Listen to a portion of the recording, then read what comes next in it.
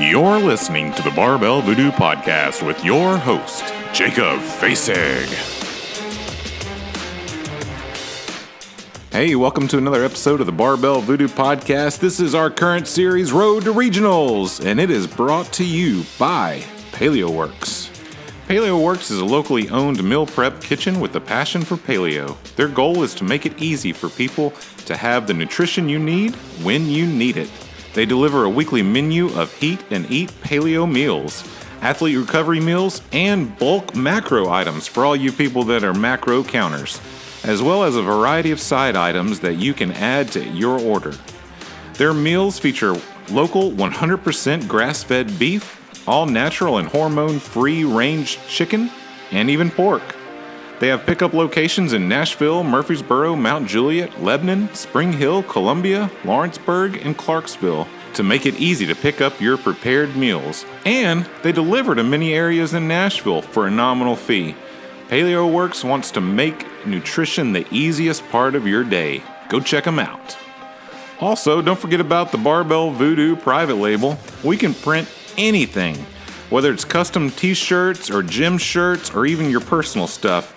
We can also do way more than shirts, so give us a shot at anything that you have in your mind that you would like to get printed. And it can be anything from an item of 12 items all the way up to 10,000. Hey, Regionals is coming up in just a couple of weeks, and we are so excited. What you need to do before you go to Regionals, though, is to go pick up an issue, the latest issue of Nashville Fit Mag. And in there is a discount for Regionals, so bring that with you when you come to Regionals and come see us. Hey, Friday night at Regionals, by the way, at our booth, the Barbell Voodoo booth, there will be former Titan Kevin Dyson, who will be on hand signing autographs, so you will not want to miss that. Make sure you come by and say hi. I mean, maybe I'll even be there to sign a few autographs if you want that. Just joking. Hey, on today's episode, we are sitting down with Adele Willis, one of our regional athletes. We cannot wait to cheer her on. She is in the middle of finishing up some school and preparing for her course in life, but also she is still engaged in being an incredible athlete. Hopefully you've seen her across social media, and today she is with us on our podcast. I hope you enjoy it. And last but not least, please hit that like button and subscribe to our podcast. Let us know how we're doing. Let us know of things that you might like to hear about. And also feel free to go on our YouTube page, where we're going to be trying to put up more and more content. This podcast will be also over there, but also we're going to be trying to do some videos on the off weeks. So a lot of ways we can stay connected online, and I hope you're taking advantage of every single one of them. In the meantime, enjoy the podcast. Hey, this is Rich Froning. You're listening to Barbell Voodoo Podcast. Yeah, can I get some things on the table? I am going to poop myself. I'm actually having a panic attack right now. I need a brown bag to breathe into. And a handful of Xannies. Yeah, man, your drug references are off the chain. All right, so welcome to another Barbell Voodoo Podcast. We are sitting down with Adele Willis, our regional athlete here, and we're at CrossFit 615 in Nashville, Tennessee. Who is awesome enough to open their doors and let us hang out here today. So welcome to the podcast, Adele. Well, thanks for having me. I'm excited to, maybe say some relatively intelligent sounding things, but... Yeah, I like that how you're really excited about being on here. Not nervous at all. Like you are. Yeah, the fact that I don't have a crippling fear of public speaking is going to make this super easy. And just I'm relaxed. I'm not having palpitations right now. I think I'm I'm mildly tachycardic, but we're going to deal with it and do some belly breathing over here. Try to get it together. I won't tell them about all the pills you keep taking along the way. So. Anyway, so she has a medical background. If she says things that you're like, I don't even know what that drug is, then she does, and it's okay. It's used in the proper context. So I thought we'd start out today just talking about you, shockingly, but I'd love to know kind of your story. Like, where did you grow up, and how did you get into this whole fitness thing? Because you're a really great exerciser, and so we'd love to know how you got there. Who knew that being good at exercising would become like such a valuable skill in life. So right? It's like something a thing that I really didn't think would like take me anywhere, but now like here I am doing this podcast because I can exercise fast. Who knew? So I grew up in West Virginia. West Virginia is a state. We'll start with that because sometimes people ask me how close I am to Richmond. Different state. I did gymnastics. Well, maybe they just really want to know how close you are to Richmond, though. Not close. Oh, okay. All right. Across the state boundary, but that's not a few hours? Like, how close are you to Richmond? 4 hours? Why are you going to be like that? Why is this? Okay. Sorry.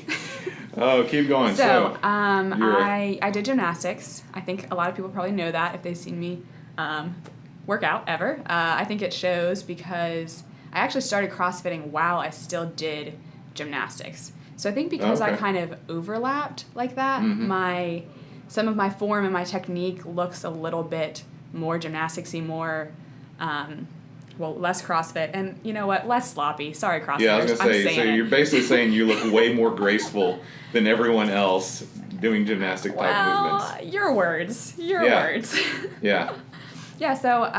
well, you're a tiny human, so, I mean, that's got to help some, too. I am 2 to 3 inches below the average height for a female. I wouldn't go as far to say that I'm a tiny human. It's all relative. Very close to average. When you're 6'5", there's a lot of tiny humans. So you are more abnormal based on average height than I am. Oh, just it's not just in there. height either. I'll tell you that. I'm abnormal in a lot of ways. Mentally. Throwing that out there. Mentally, I'm abnormal.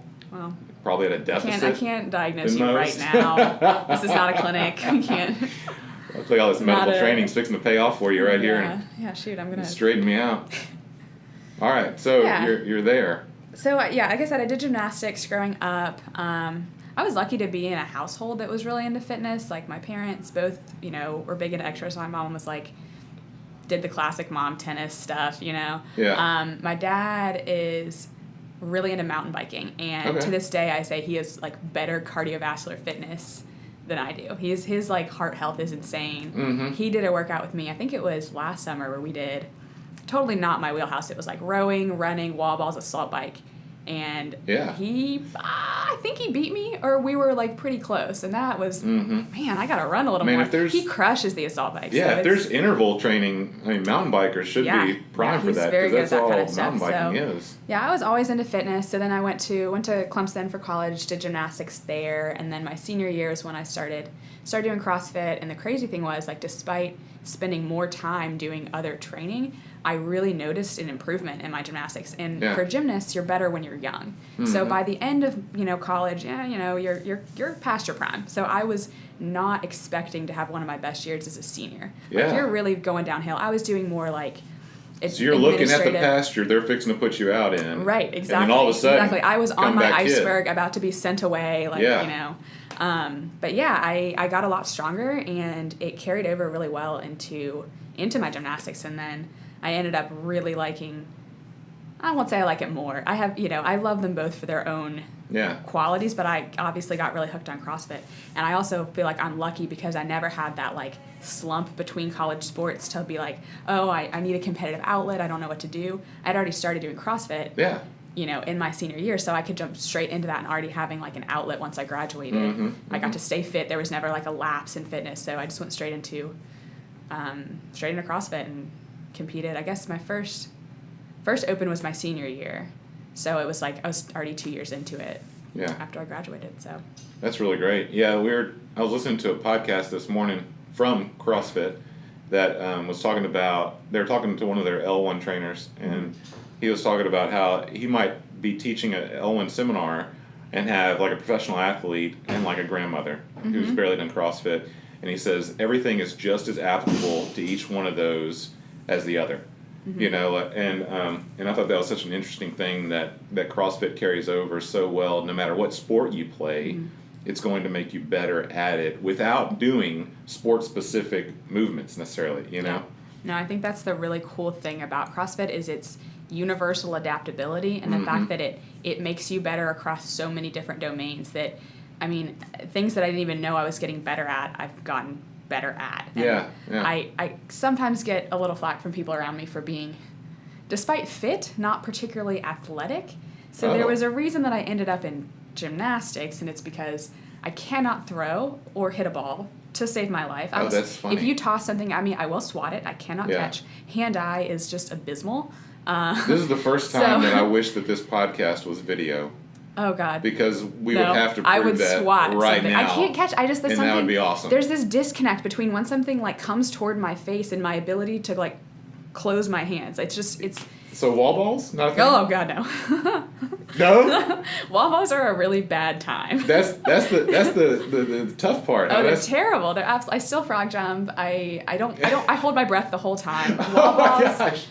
So to illustrate this, that stupid open workout that had like 55 of dumb things like deadlifting and calorie rows and whatever. Yeah. The year that, I guess it was just last year, I was so slow on the wall balls and all the awful things that I did my handstand push-ups in a minute and a half, and I still only had a minute to deadlift. Like, that's how slow I was. Oh, wow. Everywhere else. Like, do some math there. It took me a long time to get through the first 3. That's hilarious. A minute and a half on handstand push-ups and still only had a minute to deadlift. Really bad. That's really awesome. Bad. Yeah, I no. love that. I'm trying to get better at them. It just doesn't happen as quickly as I would like, so. Well, sure, yeah. Yeah. You know, things don't change overnight. It's tough. So you graduate. You're still doing the CrossFit. What happens? You're at Clemson. Is that what you said? I graduated from Clemson. I moved to Morgantown, West Virginia, after that to. Oh yeah, that metropolis, man. Yeah. Okay, it's where WVU is. Some people might there. have heard of that, like #1 party school, like a lot of years in a row. I don't know. So defensive about your state, man. Because I'm used to getting some flack for my state, so West Virginia's got to have a defender. Apparently, that's me. So. There you go. I moved to where Not WVU the Mountain Mama. It's you. I'm not really sure what that even means. It's a reference to an old song. Some people will get it. Oh. Keep going. Oh, did you just date yourself really bad? No, I dated you. But keep going. Keep going. Either way, so I started doing CrossFit there, and it was actually kind of cool to then focus on just CrossFit and see how good I could be just doing that without, bouncing back from gymnastics. I wasn't really super serious about it my first year, so I guess I had one more open.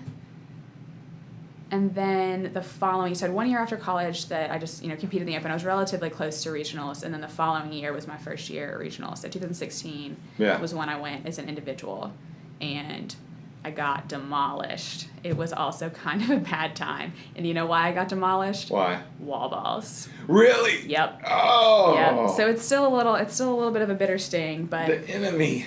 Yeah, so I just kind of squiggled in. I think I was in off of, team people filtered out, so I made it that year. And it was fun. It was a good experience, but it was also like, man, I don't know if I was ready for that. Yeah. Like, it was kind of overwhelming, kind of intimidating. But I think that since then, and that's 2 years ago, I've tried to become a more well-rounded athlete, and I've also worked on managing my nerves. So I think nerves were really what got to me there. I mean, like I prefaced earlier, I hate public speaking. I get really anxious. I get really anxious when I do CrossFit. And even if it's just like a regular workout in training, if it's like, I know I should get this score, I'll find myself getting anxious about it. Oh, like, okay. This is insane. Like, it's just a training day. Just do the work. So it's self-imposed. Yeah, 100%. Anxiety kind of thing. Okay. Yeah, I just put this expectation of like, I should finish at this time and I should go this fast, and it's not acceptable if that doesn't happen. So learning how to just enjoy the training and to think of competition, it's still training too. So whether I get the score I want, like, just do the work. And so that's something I think I'm a much more like level-headed athlete than I was 2 years ago. 2 years ago, I walked out there and saw all these people warming up, and I'm like, they're so much better than me. Like, I don't belong here. And it was so. Which immediately starts defeating you. Oh, exactly. Yeah. I was so caught up in the environment that I had a hard time, like, really even focusing on the training. So I think this year's going to be really different in that I've kind of, at the risk of sounding a little cocky, I've spent the year kind of trying to convince myself, like, I am a competitor. Like, I am good enough to hang with these people. I 100% belong, like, on the same floor as these people. Yeah, and so that's something that's been, like, really big with my training this year is don't be embarrassed about saying that you're good. And that's something that I've always been like, well, I'm good, but... Well, it's not cockiness. It's trying to change mentally how you're preparing yourself, in your mental focus. Because, I mean, time and time again we talk about this across CrossFit, is that the mental game is what the elite athletes are concentrating more on than anything. Yeah. And if you want to be at that level, if you want to continue to be better, you have to surround yourself with people who are going to build you up without that negative talk. And that includes yourself. Oh, the biggest influence on that is your own self-talk, and it's something that we don't think about. Like, it's so easy to look at a workout, and we all do this. Oh, this is not my wheelhouse, or this is my wheelhouse, or this is, I should get this score this time, or we're already putting ourselves, in a deficit because we're deciding what the workout is before we even get into it. And I used to be the worst of that, of, oh, this isn't my workout, or this is, there's wall balls there. See, I even did it today. Oh, wall balls, they demolished me. Obviously, I'm still working on it. But I think that, like I said, mindset's really, really big, and looking at a workout and just deciding, I'm going to own this workout today, and trying to take that into training. Or like if it's a weight, I'm going to hit this workout. I'm going to hit this weight. I'm going to be able to complete it. And that's what I did, like in the Open this year with that squat clean. I haven't PR'd my squat clean in a very long time, and I decided that day, like, I am going to stand up with that bar. Today's and you can see on my video, there's this moment of like, oh, this is not happening. This is not happening. Oh, no. And I'm literally like, yes, this is happening. And it's very slow, but I set it up because I wasn't going to not stand up with that bar. Yeah, we did a podcast not long ago with your sister, Sarah Willis. You not aren't related. No relation. She's over at CrossFit Wilco. Phenomenal. She is someone, without sounding creepy, but I love to watch her lift because she's so methodical about it, and her technique and her bar approach and everything she does. And we talked about that, and she was talking about how she's had to work so hard at her mental game, at her self-talk. Mm-hmm. And so how she approaches the bar is how she communicates with herself. She starts saying things about what's going to happen in a positive way. And she says, it's made all the difference of the world. And I was like, man, I got to learn that because I'm more like, that feels heavy and that looks heavy and I don't want to, Yeah, that's actually something that I talk to our members about. And I always preface it with, okay, this is going to sound really corny, but I promise it works. Mm-hmm. If you're worried about that lift, I want you to picture yourself hitting it successfully before you do it. And the crazy thing is when you start picturing your lifts before you do them, you're going to watch yourself fail a few times. Yeah. And you're going to think, oh my God, brain, like why are you assuming the worst before? It's so crazy, and it's something that takes practice to see yourself, and it's actually a carryover from gymnastics. So I didn't really make the connection for the longest time, and then I remembered, you know what?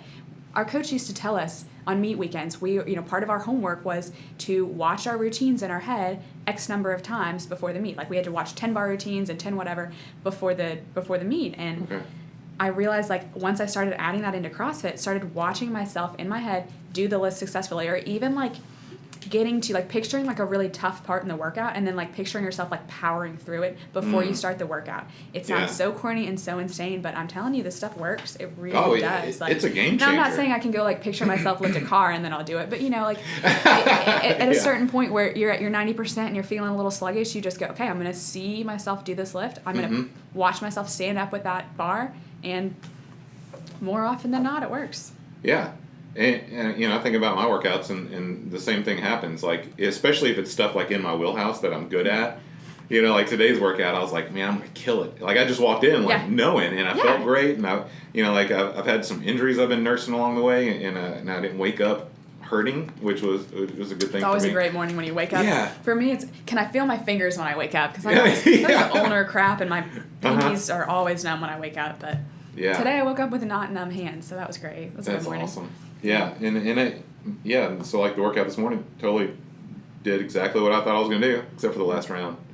Well, I broke, and I didn't mean to, but my arms gave out. There's also adaptability there too. Athlete, that's the other side of the picture it and expect something, but know when you've got to adapt within a workout. What's funny is, so I work out at 5 a.m., first class of the morning, and I feel good when I'm the winner of that morning because I'm number one on the whiteboard.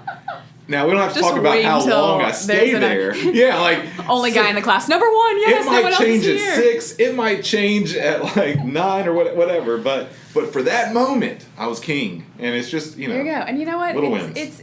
And that's what it takes. If that's for you, if that's the motivation to keep getting up, like, I get that it's a pain in the ass to get up that early. Like, that takes some serious dedication. Yeah. And I like to be a morning workouter. Sometimes it depends on my rotation with my schedule, whether it's feasible to be a morning workouter, because I've had some early starts at hospitals on different rotations. But if that's your little motivation, the thing that keeps you there early, then hold on to that. Nothing wrong with that. You know what my motivation is? It's not that. You don't know what it is? You get to eat second breakfast? No.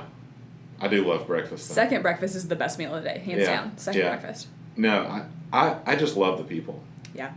Like, I'm a routine guy, and so like whoever's in those invested time slots are like people that I look forward to seeing every day. You know, and so I wake up because I'm going to see those people, and we're going to have a great time, and we're going to work out, and we're going to joke around and try to poke whoever's coaching and see if we can get them to blow up or whatever, you know, like. Yeah, and it's early, and the coach actually wants to drop kick you. Oh yeah, I don't know what it's like to be on the other side of that. Sometimes they do, and so you know, it's just fun. But I'm a people hog. Like when I have my people, like I just want to be with those people.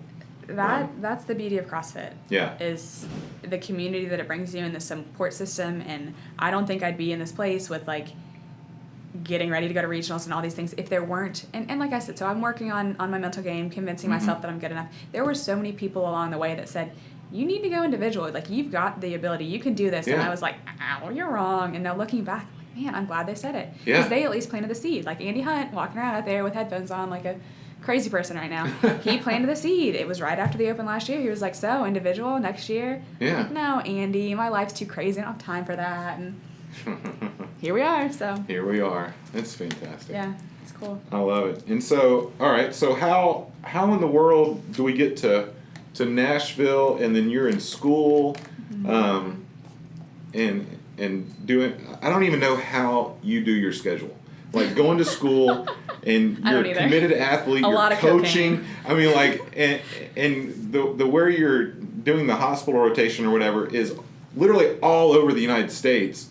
And so how in the world do you do that? Like, I don't sleep a your lot. mental game is already like notches above most of us. I feel like if you're able to transition in between those. Yeah, I won't say there haven't been some meltdowns and a lot of stress along the way, but so I got into PA school here in Nashville. Obviously, I go to Trevecca, and that's what brought me here. Physician's assistant? Yeah, right. Physician assistant at Trevecca. So speaking of drugs, she can write you a prescription. Yeah, hey, give me 6 months, and you know all the narcs you guys need to get you through it. So all the scripts. I really can't do that. That's illegal. But, that was a joke. But hit me up. JK! But seriously, here's my number. So the first year wasn't as bad. The first year was what they call the didactic portion, so it's all classroom. So I had a much more regular schedule. So I knew what I was going to be doing. I had my schedule for the semester. It was class. Now, it was class from like 8:30 to 5 most days. Occasionally, we'd have some afternoons off. Occasionally, we had some other like weekend programs. But it's also, I mean, you live and breathe like your textbooks and studying. And so there would be weeks I'd have 3 tests in 1 week. And so that year, the first year for me was I really had to pass school. That was key. CrossFit really took a back seat last year. You know, I still trained. I still had a good year in the Open. Like, I can't complain about a top 50 in the Open. But for me, that was a step back. I put less time into it. Sure. A lot of times, because I was so busy, I knew I needed to exercise because I study better. I'm more productive as a human. So I think making the time for that was actually kind of a lot of what got me through school. But I couldn't get hung up on it. It was just go in, do some work, don't stress. And a lot of times what I would do if I knew I was on a major time crunch, and this is probably what most people do when they just come to a regular class, but I'd walk in, I was doing Brute training at the time. I would just start a 75-minute clock, and I would just chip through as much of it as I could. I would take minimal, I wouldn't really rest between pieces. I would move straight from one to another. 75 minutes, and that's all I got. And I had to leave. So I still managed to maintain a decent level of training. I also wrote a lot of like power hour, like mashup workouts where your strength's on a running clock, 3-minute rest, right into a Metcon 3-minute rest, 10 minutes for accessory work, and then a finisher. Something like that. Those were always really effective. And I actually think they're great open training. Because you're doing Metcons fatigued. It's just, it's kind of a modality that we don't train a whole lot when you're just in a traditional like strength and then Metcon. You never like Metcon strength, Metcon again, and it kind of changed it up. So that was what I did. And there were also times when I just had to know, like, I have a test tomorrow. Like, CrossFit will be there the next day, but I've got to go home and study. And so I spent some time. I would go get on a stationary bike at the Trevecca gym sometimes. Like, it was not an ideal year for training. But I just tried to stay focused and just keep moving and know that the following year was still the end game. So So you're doing Brute. Are you following a different program now?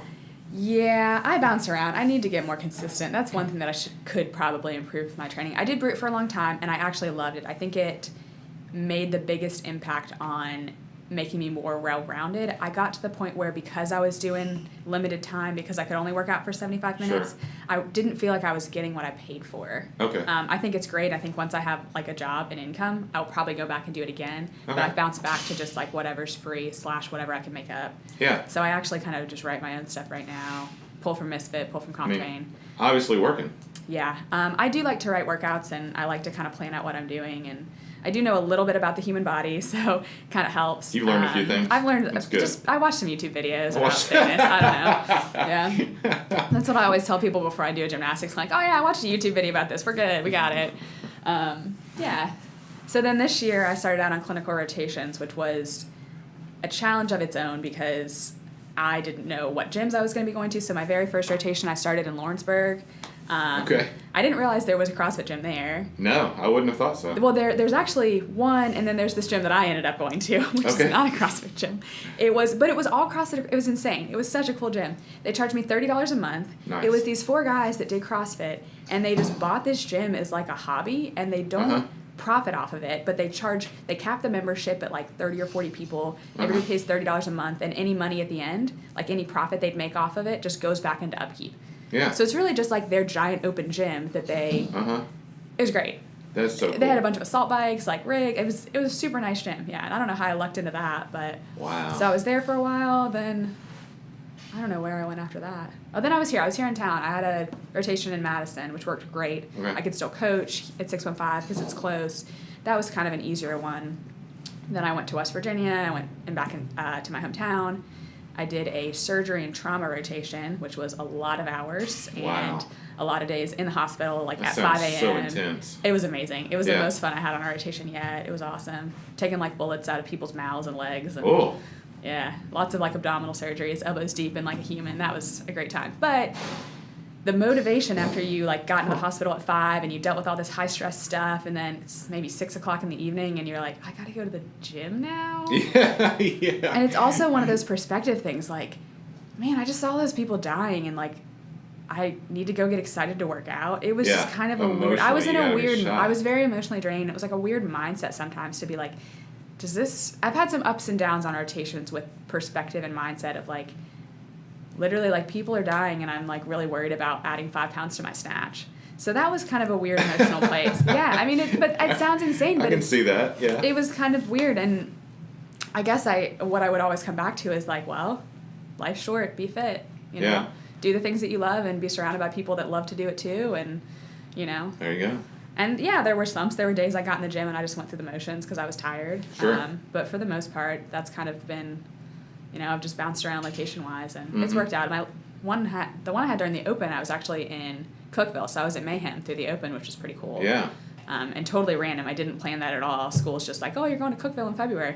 It's like, little do they know. Yeah. That's a good place to be in February. Can I get back there? That'd be great. That was a rough rotation, though. I worked really long hours on that one. Need to drink some of that juice they got out there with those exercisers. Yeah, that was a cool timing how that worked out. So you're saying before we started that you're going to be in Florida during the regional competition that you have to compete in Nashville. Yeah. But you're in a place where they're having regionals for not your region. Yeah, right. If we can weed through that really convoluted sentence that was probably a run-on. Yeah, so my next rotation there are no run-ons in speech. What are you talking about? Well, go write conversational your pauses. Yeah. So yeah, my next rotation's psych, and it's in West Palm, and it just so happens that Atlantic Regional is there, but I will be flying back here. Does it happen at the same time? I don't know. That would be I feel like it's even crazier. I hope it's separate weekends because then I could go watch Atlantic. It's got to be. You think that I would have checked the schedule, but yeah, I think definitely. it's got to be. But I just looked at when mine was. That's all. I can't keep track of other people's schedules. Yeah, if it was like the you're same. passing CrossFit people in the air. Well, I'll probably see them in the freaking as I land in the airport. They're heading where I came from. Yeah, that's a little ironic, but. Wow. So you're looking forward to regionals? I'm getting there. So there's this it's like I vacillate every minute between being really, really excited and so ready to take it on to like actually shitting my pants and being really terrified. Yeah. And it's super fast though. Like within the time of this sentence, I'm like terrified again. That's great. Yeah. But I've really been loving training right now. I'm just trying to do a lot of weird stuff. Yeah, you can't leave that open-ended. Yeah, do a lot of weird stuff in my life. No, Yeah. odd objects. So I'm looking at stuff I'm bad at. And for me, it's power output and endurance. So if you put me on a rower for a long time and tell me to go somewhere, I'll probably just take a nap instead. Or running. I always approve of naps. But sandbags last year, I am really bad at power output. If it's technical, I can make it work. So I'm basically not doing gymnastics and not cycling a barbell between now and then. Maybe a handful of times, but it's just like, why would I train? You know, why study the whole book if you've already memorized a couple chapters, you know? Gotcha. So I'm really just hitting stuff that I know is a weakness and I know could pop up and throw people for a loop. Yeah, and I don't think... Yes, I'm doing a lot of wall balls. I'm doing a lot of wall ball EMOMs. Oh, man. I hope the microphone picked up all of that tone. Yeah, if looks could kill. If looks could kill, yeah. No, I'm doing wall balls, I promise, I swear. I have a couple people in the gym that are, like, keeping me honest with wall balls. Like, oh, hey, have you done any recently? Like, yeah. And I refrain from punching them square in the face because I do know that. Do you ever just want to bow up and be like, yeah, I'll be working on that. Why don't you work on going to regionals? Like, give them a look like that. No, but I'm definitely going to say that next time. Why would you? Yeah. Be like, yeah, you working on going to regionals working on being better. Because I did that. Yeah, no, I like that. That's a good line. I'm going to have to steal that. Yeah. I've been doing weird stuff. I flipped some tires, pulled some sleds. God, stop saying it like that. Yeah, I've been doing some weird stuff. I did some weird stuff. Is that cool? Yikes. Yeah, I'm really wondering how people are going to interpret you never know. I mean, all the things that come out of my mouth. It's all up to whatever. Yeah. Depends what kind of mood people are in when they listen, really. Yeah, that's true. It's all subject to personalities. So you're somehow living this balanced life with priorities in various places. I mean, really. I mean, you got school. I mean, I don't know how you value one over the other. Obviously, school's probably costing you a lot more, so you might want to focus there a little bit. But yet you're excelling in both areas. So if someone comes up to you and goes, man, how in the world do you do this?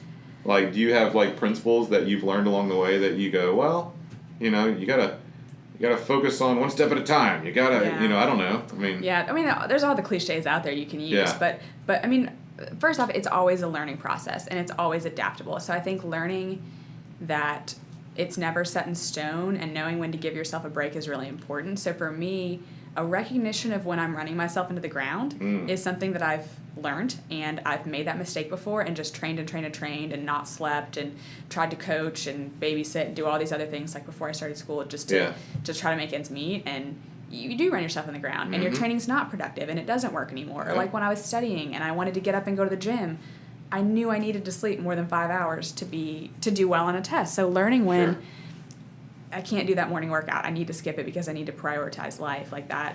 That's big. But for me, what I would boil it down to is, and one of my favorite questions to get, and I get it a lot one of the favorite responses I get when I'm talking to a patient and we're talking about health and, okay, so what do you do for exercise? Oh, I just don't have time. Yeah. Everybody has time to exercise, flat out. You're choosing not to. It is always a priority. What you do, what you fill your day with is a choice. Yeah. None of this, oh, well, I have to, work this. No, if you don't think you can do the things that you need to do to be a healthy person, it's all a choice. You're never pinned down in a job. You're never pinned down in these things. Like, it's always a choice. Everybody has an hour to exercise. And sometimes that means saying no to people and saying no to other things. And it almost always will mean saying no to other things, I mean, especially as you age in life, I mean, like, life doesn't slow down. Yeah.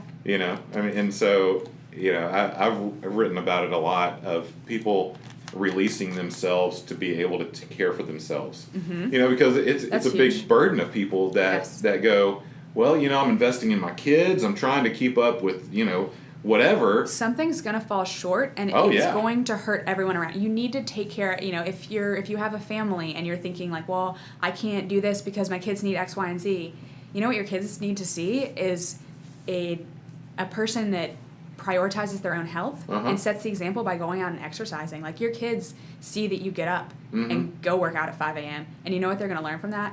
Number one, the discipline to do that, and they're going to learn that you need to be dedicated to things in the long run to see results, that you don't get results overnight, that it's all a process, and they're going to learn that it's important to exercise too, and that makes you healthier than anything else. It's just priorities. It's making it a choice. Well, and it's also, you know, like 30 years from now, like, do you want to be on the floor playing with your grandkids?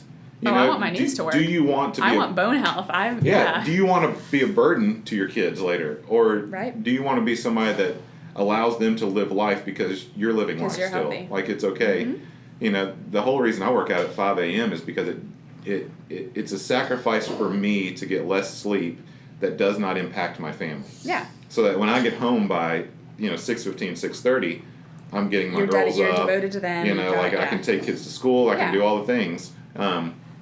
But they still see that example that you're setting. Both as a priority. They're learning dedication from you, and they're learning the importance of health and fitness. Oh, yeah. And when they get older, bring them to classes with you. And there's always a way to make it work, especially in CrossFit, where so many gyms are, a lot of it, people are saying, oh, it's family, I don't have time.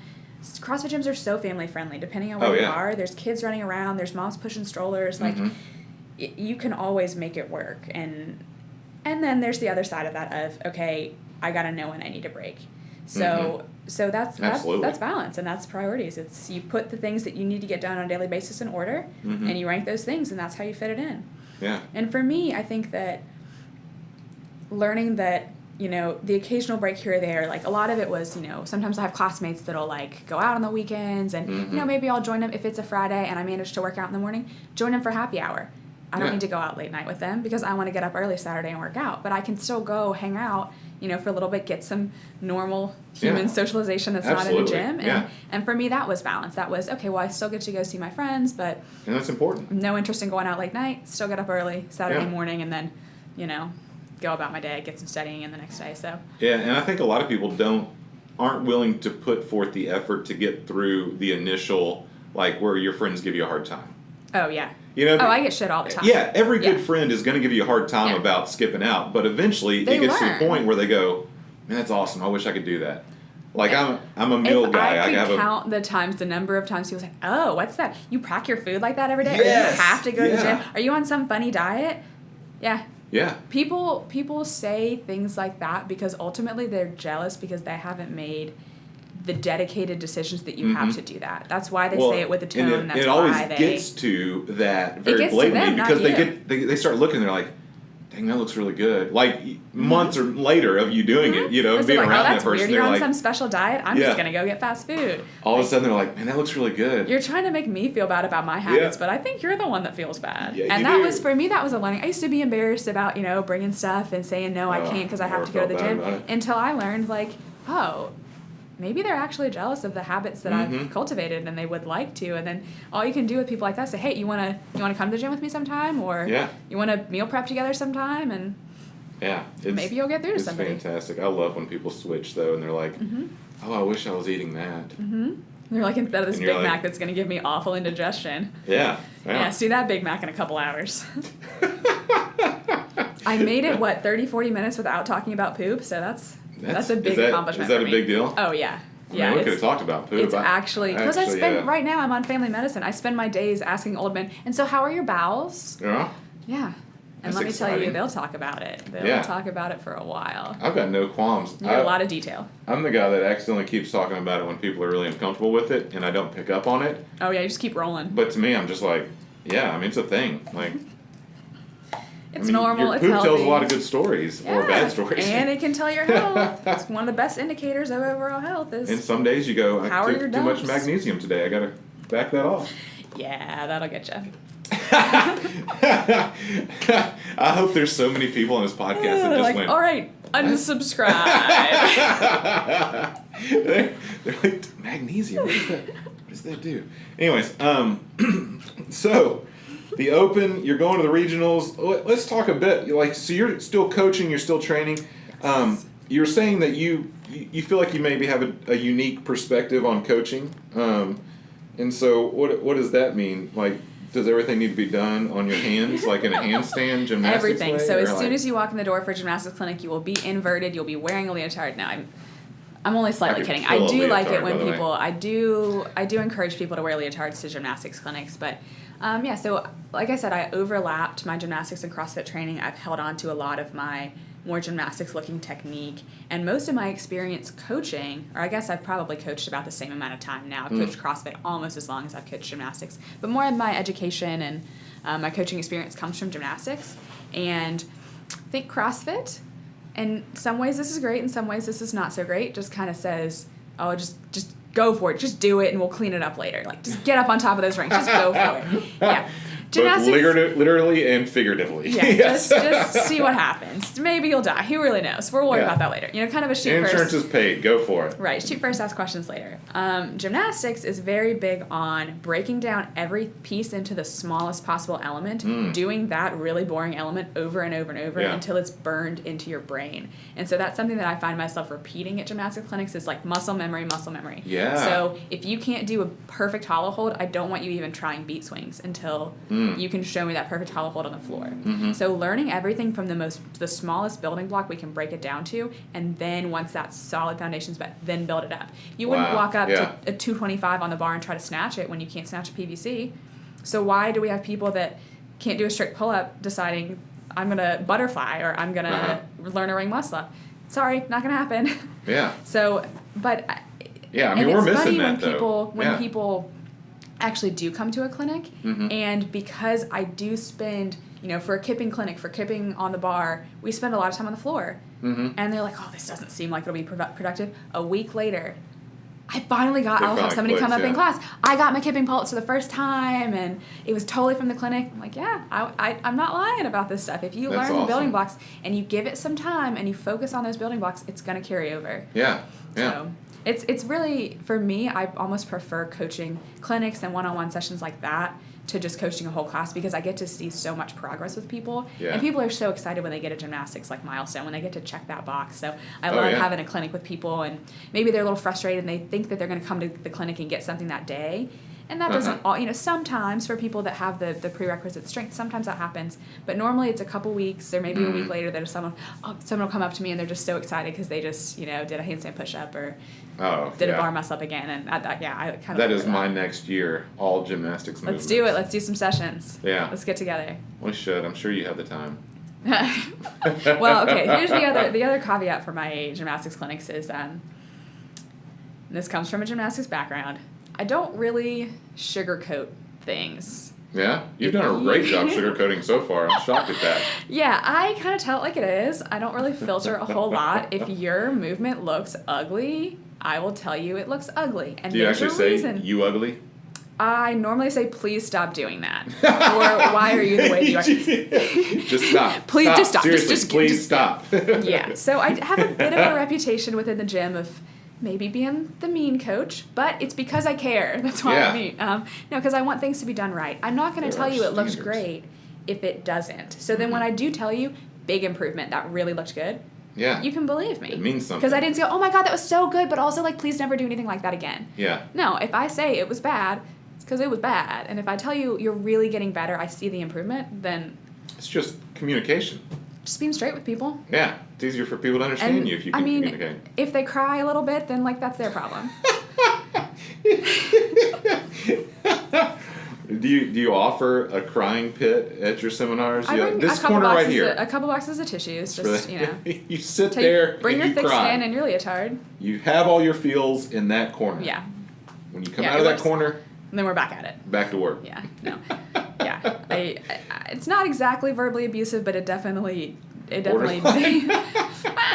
mean, I might have crossed the line before. Oh, okay. There's certain people that just sometimes I'm like, God, why are you the way that you are? Yeah. But they keep showing up, so. Do you feel that way right now, by any chance? Okay, good. Ah. Moving right along. And so how often do you have your clinics? How often do you do this? Oh, it depends on whether I live here. Because I've had rotations where I've been away. Oh, yeah. So when I'm in town, I try to do them about every other weekend. Oh, wow. And then Often? Yeah. Wow. And so, at 615, they're actually free to members, which is great. So they can just, anybody that wants to come and do them, sometimes I'll have 2 people show up, sometimes I'll have 15. Okay. So it's just kind of whatever happens. So actually this Sunday, I'm doing sort of an accessory work clinic. mobility, dynamic stretching, that kind of stuff. So how do people find out about that then? Well, they're on our Wodify. I guess I could start posting these on the real interwebs for the rest of the world to appreciate. Well, I mean, if you're inviting people in, it might be good for them to know when they happen. To advertise it? Yeah. Yeah, it's a weird thing. So remember when I talked about that list of priorities? This is really low. It's That's there. fair enough. That's It's fair always enough. hanging out, but just Yeah. low enough that I'm like, I'll post that later. Okay. I'm actually terrible at social media, which So makes should- me a bad, like, I don't know, sponsored athlete sometimes, because it's just like, So should people just check into like CrossFit 615's website every now and then and see if there's Call information? Andy. Or email someone that knows my schedule. Yeah, Okay. no, Call your I people. will. No, this is. I'm gonna move this up as a priority. I'm gonna be better about promoting my clinics, and I'll post them. I'll put them on the like CrossFitters of Middle Tennessee or one of those pages. Okay, And, cool. Yeah. I've been So meaning pay to do attention. that. Those of you in Nashville or surrounding, check out. Sometimes I do some stuff. I don't know when it is, but you should come. Yeah. Or maybe you'll post stuff It on might get your, weird. Who knows? your social medias as well. Yeah, I'll do that. Okay. We're doing it. So where do people find you on the interwebs? I have an Instagrams. The Insta. I have an Instagrams. That's what I use the most. That kind of stays pretty CrossFitty. My Facebook is not so CrossFitty. And your but Insta's just at Adele, right?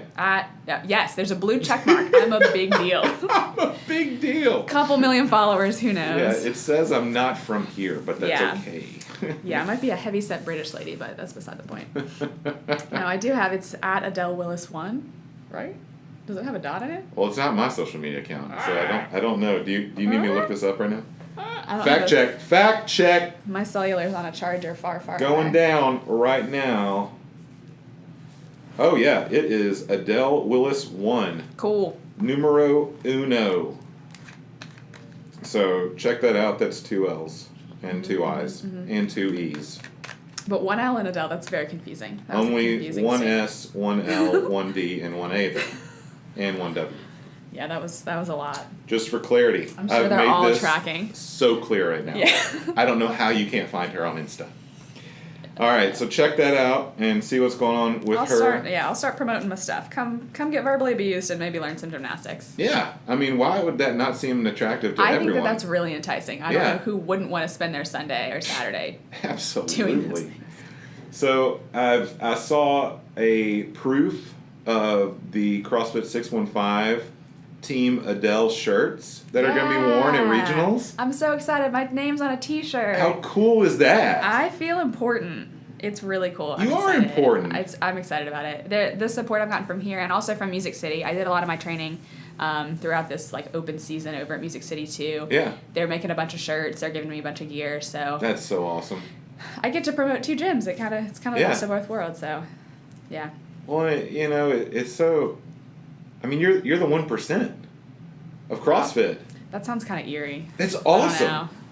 It's like I said, this whole mindset thing's a work in progress. It's still hard for me to just sit here and be like, oh yeah, pretty good at this stuff. Yeah, but I mean, you don't have to deflate it though. I mean, Yeah. No, I'm I realize excited. it's humbling and like it's this thing where you're like it's a little awkward and like Yeah. I get that, but at It the same is. time, like it's you've accomplished something and I know that in my own life, it's super important to celebrate when you can Yeah. because inevitably tomorrow or next week things are gonna go to shit and all of a sudden like it's not gonna celebrate, but like man, celebrate like. That's a really good point. That's awesome. In CrossFit too, because we're sometimes bad about as soon as you hit that PR or Oh, yeah. check off that box, you're immediately going to the next thing. So for me, like there really wasn't a time in between the open and getting my invite. It just goes to now I train for regionals. So Yeah. I guess I maybe should have given myself some time just to be like, oh, like I did this, Yeah. And it is hard because the invite and video review process, it takes forever and it's actually really stressful. Yeah. So people were, as soon as the leaderboards came out, people were congratulating me and I'm like, thanks, but God, there's always those little things. So like with my video this year, they asked for the handstand push-up or the handstand walk and handstand push-up workout. Yeah. That was when I did it at Mayhem. I did it on a Monday after having a very long work shift after driving to Cookeville that morning. Okay. So it was just kind of a weird day and I did better on that workout. I was happy with it, but I didn't take a measuring tape and show the 5-minute increments on the ground. Like, Okay. obviously, I measured my handstand situation, Yeah. but I remember the last time, the year that they were walking lunges, in the video, they said that you had to take a measuring tape on the floor and actually show it. Okay. Well, I had somebody I didn't really know helping me film, and just in the heat of the moment, I just did the workout. I was like, crap, we never measured the floor. Yeah. And I couldn't remember if that was part of the requirements or not. So there's this in the back. I sent that video off in the back of my mind. I told you, I'm already pretty freaking anxious. So in the back of my mind, I'm like, I'm going to get rejected because I didn't show the floor. But also, like, well, like, it's mayhem. The floor's taped out. Maybe they, you know, they're not going to put 4.5 feet and try to get away with anything, you know. There is a bonus to being at the Mecca. Right. So I don't know if maybe that, you know, maybe they're not that strict, but I felt like this year they were going to be strict after the looping incident of 2017. Well, and so they've had some other videos that I've seen that they've been I knew my video was fine. I knew my reps were good, but there's still that fear of like, well, what if I popped out of frame for a second and you know, there's still came that back in different gym clothes.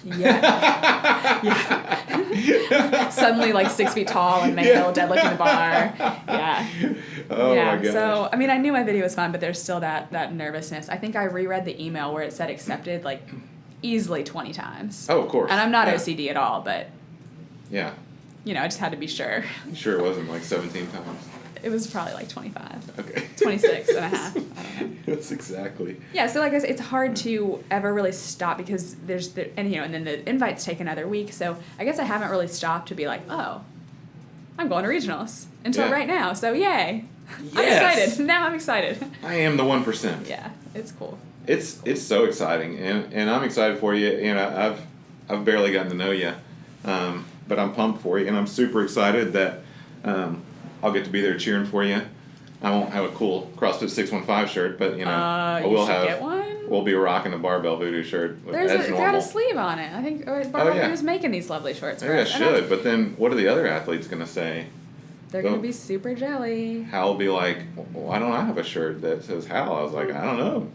I didn't get offered one of yours. Be more like me. And that's something that I haven't experienced in the other, you know, I've CrossFit in other places, but I've never been in a town that has such a big CrossFit community and has so many great people like Barbell Voodoo and Paleo Works and everybody at 615 and everybody in Music City, every gym. Like, there's just so much support in the community, and that's something I haven't had before. Yeah. And it's really cool. It kind of is surprising to see all the people, like, everybody come together and you know, it's a super neat community. Yeah, and we're really into CrossFit in Nashville. I like it a lot. It's cool. And like I said, you know, Barbell Voodoo's been great. Paleo Works has been absolutely amazing. I can't feed myself. That's one thing I don't have time for. I don't have time. Another statement. No, I mean, like, physically I'm into weird stuff and I can't feed myself. Alrighty, well. Let's go to regionals. Take it out of context. I get that it sounds a little questionable, but context is everything, people. It does. Yikes. So Paleo Works keeps you fed. They do. They're good people. That's good. They're very good people. Yes, they are. Well, fantastic. Anything else we need to know? What about moving forward to regionals? Anything you're concentrating on? Anything you're going to check off the list before you get there? I don't know. I'm trying to not get hurt. That's the next fear in the back of my mind. Safe, I got some go hard. nagging shoulder stuff. But the good thing is the stuff that involves a lot of shoulder is stuff that I'm not really focusing on, like gymnastics and stretching. So you don't need a functioning shoulder to ride an assault bike or get on a rower. So fun. Theoretically. Yay, running. Well, have fun with that. Man, we're super proud of you. I'm super excited. Appreciate it. Can't wait to see and cheer you on. We expect nothing but your best, and that's what you're going to give, and it's going to be great. We'll see what happens, right? Thanks for letting me Positive talk about fans. weird stuff for about however long we've been here. Yeah, no, it's great. And all right, well, let's go hit some wall balls before we leave. All right, see you later. I'm just joking. We out. All right, thanks again for listening to the Barbell Voodoo podcast. Hey, remember, next week we have another regionals episode coming out. So I hope you enjoy it, and don't forget to go ahead and subscribe. We'll see you next time.